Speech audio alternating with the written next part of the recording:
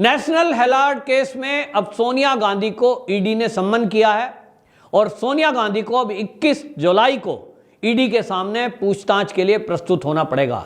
इसके पहले हमने देखा था कि राहुल गांधी को ईडी ने 4 दिन तक लगातार पूछताछ करने के लिए बुलाया था, लेकिन उस समय कांग्रेसियों कार्यकर्ताओं को सड़कों पर उतार दिया गया और कांग्रेसियों ने सड़कों पर उतरकर हल्ला गुल्ला किया कि मोदी सरकार ईडी का दुरुपयोग कर रही है और राहुल गांधी को परेशान कर रही है। लेकिन सवाल यह भी है कि इस देश में ईडी, सीबीआई या कोई भी संस्था हो, उनको पूछताछ करने का अधिकार है यदि उनके पास कोई शिकायत आती है तो। दिल्ली की हाई कोर्ट के जरिए यह केस दर्ज हुआ था और यह केस दर्ज हुआ था सन 2012 में। जो भारतीय जनता पार्टी के नेता हैं और सुप्रीम कोर्ट के जाने माने वकील सुब्रमण्यम स्वामी, उन्होंने ये आरोप लगाया था 2012 में कि यंग इंडिया लिमिटेड, जिसके मालिकाना अधिकार राहुल गांधी, सोनिया गांधी, मोतीलाल वोरा इनके पास हैं, इन्होंने गलत तरीके से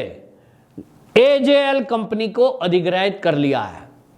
एसोसिएट्स जनरल लिमिटेड का पूरा मालिकाना अधिकार इन्होंने ले लिया और इस मामले में पैसे का जो लेन देन हुआ है उसमें भारी घोटाला हुआ है।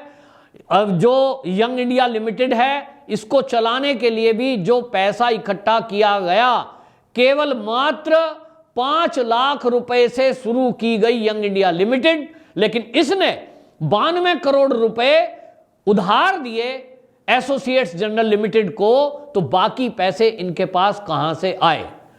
जांच में पता चलता है कि ये कांग्रेसियों ने इसके शेयर खरीदे थे और शेयर में शेल कंपनियों का भी नाम सामने आया।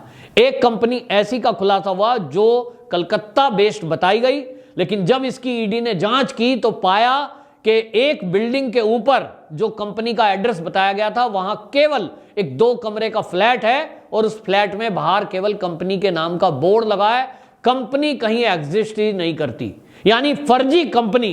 किसी व्यक्ति से ये पैसे लिए गए, अब ये पैसे कंपनी बताकर लिए गए थे, जबकि ये चंदा किसी व्यक्तिगत आदमी ने दिया है। किस एवज में दिया, उसके बदले कांग्रेस ने क्या काम किया, उसका ये जानना बहुत जरूरी था। जब ये कंपनी एग्जिस्ट नहीं करती तो करोड़ रुपए का चंदा यदि कोई दे रहा है तो 1 करोड़ रुपया यदि उसने दिया है तो किस एवज में दिया, राहुल गांधी, गांधी परिवार ने उसका क्या काम किया? ये सब प्रश्नों के उत्तर ईडी को जानने हैं। दूसरा ये भी जानना है कि एसोसिएट्स जनरल लिमिटेड, जिसको 5000 क्रांतिकारियों ने चंदा देकर के, पैसा देकर के, शेयर देकर के शुरू किया था जवाहरलाल नेहरू जी के समय में, ऐसी कंपनी यदि बंद हो जाती है, यदि घाटे में चली जाती है, तो उसके शेयर होल्डर उस प्रॉपर्टी के अधिकारी हैं, लेकिन उन शेयर होल्डरों को उस प्रॉपर्टी के बारे में कुछ नहीं बताया गया और उस प्रॉपर्टी पर कर्जा बताकर ये जो यंग इंडिया लिमिटेड है, जिसका मालिकाना अधिकार राहुल गांधी, सोनिया गांधी के पास है, इसको यह कह दिया गया कि हमने उधार दिया था, हमारा उधार चुकता नहीं कर पाया एजेएल, और इसलिए एजेएल को अब हम खरीद लेते हैं।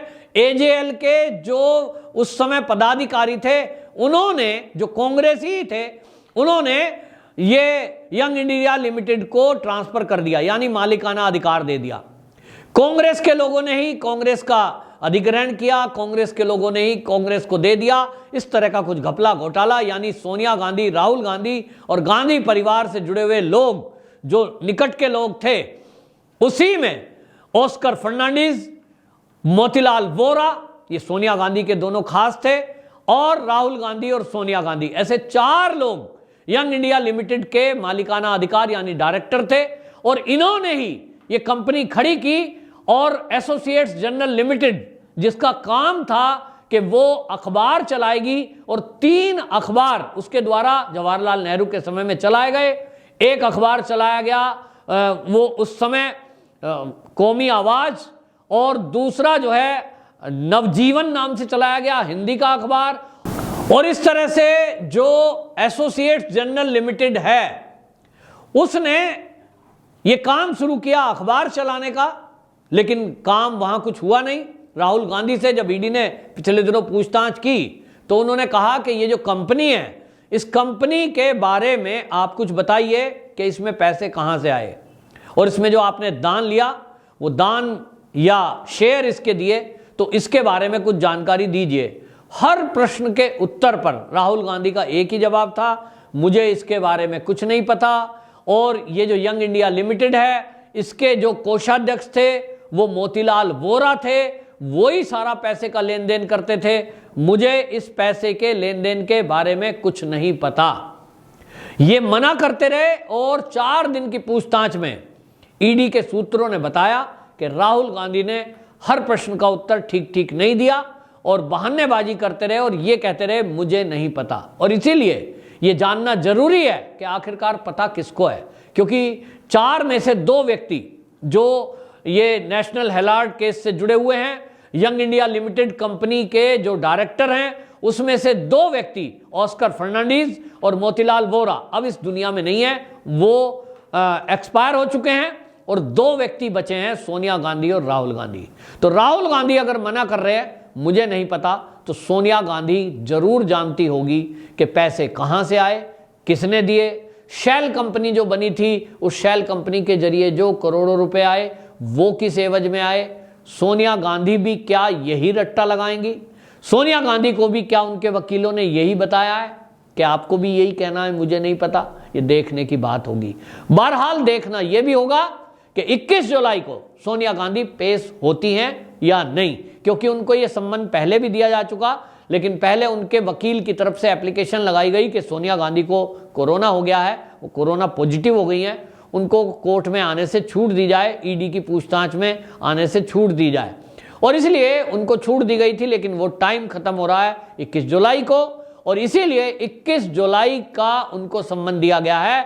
देखना अब यह होगा कि क्या कांग्रेस के कार्यकर्ता इस बार फिर सड़कों पर उतरते हैं। यह भी देखना होगा, क्योंकि मानसून सत्र शुरू होने जा रहा है, तो मानसून सत्र में क्या संसद के अंदर फिर से वो हंगामा करते हैं। क्योंकि ये देखने में आया है कि इस देश में किसी को भी आप जेल में पकड़ लीजिए, किसी से भी पूछताछ कर लीजिए, किसी को भी कोर्ट का सम्मन दे दीजिए, कांग्रेसियों पर कोई फर्क नहीं पड़ता। लेकिन जैसे ही गांधी खानदान पर कोई बात आती है, सारी कांग्रेस को सड़कों पे उतार दिया जाता है, चाहे वो राहुल गांधी के जीजाजी ही क्यों ना हो। हमने देखा कि जब रॉबर्ट वाड्रा से जमीन के घोटाले को लेकर हरियाणा के केस में पूछताछ के लिए सम्मन दिया गया, उस समय भी ये कांग्रेसियों ने जीजाजी के पक्ष में सड़कों पर उतरकर इसी तरह से हंगामा किया। उस समय भारतीय जनता पार्टी के लीडरों ने पूछा कि भाई ये तो कांग्रेस का कोई पदाधिकारी भी नहीं है रॉबर्ट वाड्रा, केवल आपके गांधी परिवार का दामाद है, तो भाई इसको आप कैसे राजनीति से जोड़ रहे हो, इसके लिए क्यों सड़कों पर उतर रहे हो? तो उनका कहना था कि ये गांधी परिवार का हिस्सा है और इनको इसीलिए टारगेट किया जा रहा है क्योंकि ये गांधी परिवार का हिस्सा है। मतलब तय है कि गांधी खानदान उनमें से किसी भी व्यक्ति को आप पूछताछ के लिए नहीं बुला सकते। तो बात यह भी है, क्या इस समय राजशाही चल रही है? क्या ये राजा खानदान है कि साहब एक राजा हैं फिर बाकी प्रजा हैं, तो राजा से कोई पूछताछ नहीं कर सकता। इस देश के जो इस समय प्रधानमंत्री हैं वो हैं नरेंद्र मोदी, तो नरेंद्र मोदी को सम्मान किया जा सकता है जब वो सीएम थे। उनको आज भी गाली दी जा सकती है, उनको चोर कहा जा सकता है, लेकिन बाकी किसी के सवाल अगर गांधी खानदान पर आएगा तो कांग्रेसी सड़क पर उतर जाएंगे। ये देखना होगा सम्मान पर ईडी के सामने पेश होती हैं कि नहीं और उनके जवाब क्या होंगे। लेकिन इतना तो जरूर मान लीजिए, जो सुब्रमण्यम स्वामी हैं वो लगातार कह रहे हैं कि ये कुछ भी कर लें, ये तय है कि ये माँ बेटे दोनों जेल जाएंगे, क्योंकि अभी मामला ये निचली अदालत में चल रहा है, ये सुप्रीम कोर्ट तक जाएगा। लेकिन सुब्रमण्यम स्वामी जो कि कानून के जानकार भी है, उनका कहना है कि ये जो घोटाला है यंग इंडिया लिमिटेड का और एसोसिएट्स जनरल की संपत्ति को हड़प करने का, ये संपत्ति करोड़ों में है और इस संपत्ति को हड़पने में ये जो घोपला घोटाला किया गया है, इसमें धन शोधन कानून के तहत कार्रवाई बनती है। ये संपत्ति भी जब्त होगी और दोनों को जेल भी होगी। दिल्ली की जिस प्राइम लोकेशन पर बहादुर शाह जफर मार्ग पर इसका ऑफिस है, इसके अलावा चंडीगढ़, मुंबई और लखनऊ में जो कार्यालय थे एसोसिएट्स जनरल लिमिटेड के, यानी नेशनल हेराल्ड के नाम पर जो ऑफिस बने थे अंग्रेजी अखबार के, वो सब प्राइम लोकेशन पे है। उनमें से कई को तो किराए पे दिया जा चुका, जबकि एसोसिएट्स जनरल लिमिटेड को एक अलाभकारी संस्था के रूप में रजिस्टर कराया गया, यानी कहा यह गया कि इससे कोई लाभ नहीं लेना है। और इसीलिए जिन लोगों ने भी उसको चंदा दिया उनको टैक्स में छूट तक दी गई, लेकिन वहां अब लाभ लिया जा रहा है। कुछ बिल्डिंगों को किराए पे दे दिया गया, कुछ लोगों को वहां जमीन दे दी गई, जिससे करोड़ों अरबों रुपए अभी तक बना लिए गए हैं। तो घपला घोटाला हुआ है और इस घपले घोटाले में ईडी सख्त है। और अब आप देख रहे हैं कि ईडी किसी को छोड़ नहीं रही है। कई पूर्व मंत्री और मंत्री जेल में हैं। लालू प्रसाद जैसे भी जेल के अंदर गए तो अब सोनिया गांधी का नंबर है, ये जेल जाती हैं या कांग्रेसी पहले की तरह सड़कों पर उतरकर इसी तरह हल्ला करते हैं, देखना होगा। वंदे मातरम।